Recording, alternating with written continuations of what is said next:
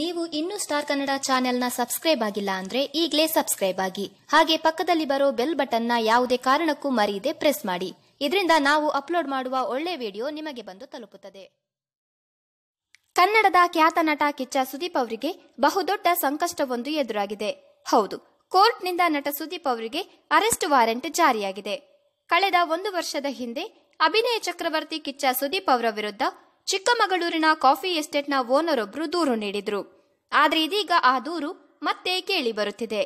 ಈ ಹಿಂದೆ ಕಿಚ್ಚ ಸುದೀಪ್ ಅವರು ನಿರ್ಮಾಣ ಮಾಡಿದ್ದ ಜಿ ಕನ್ನಡ ವಾಹಿನಿಯಲ್ಲಿ ಪ್ರಸಾರ ಆಗಿದ್ದ ಧಾರಾವಾಹಿ ವಾರಸ್ದಾರ.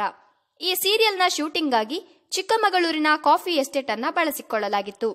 ಆದ್ರೆ ಇದರ ಬಾಡಿಗೆಯನ್ನ ಪಾವತಿ ಮಾಡಿಲ್ಲ. ಅಷ್ಟೇ ಅಲ್ಲದೆ ಕಾಫಿ ತೋಟವನ್ನ ಹಾಳು ಮಾಡಿದ್ದಾರೆ ಎಂಬ ಆರೋಪವನ್ನು ಕಾಫಿ ತೋಟದ ಮಾಲೀಕರು ಮಾಡಿದ್ರು. ಈ ಹಿನ್ನೆಲೆಯಲ್ಲಿ ನಟ ನಿರ್ಮಾಪಕರಾಗಿದ್ದ ಕಿಚ್ಚ ಸುದೀಪ್ ಅವರಿಗೆ ಕೋರ್ಟ್ ಅನೇಕ ಬಾರಿ ಸಮನ್ಸ್ ಜಾರಿ ಮಾಡಿತ್ತು.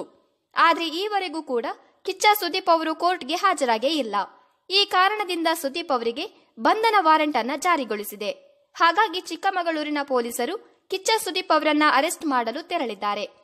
ಕಿಚ್ಚ ಸುದೀಪ್ ಅವರ ಮೇಲೆ ಈ ಹಿಂದೆ ಅಂದ್ರೆ ಜುಲೈ 12, 2017ರಂದು ಕಾಫಿ ತೋಟದ ಮಾಲೀಕರಾದ ದೀಪಕ್ ಮಯೂರ್ ದೂರು ನೀಡಿದ್ರು.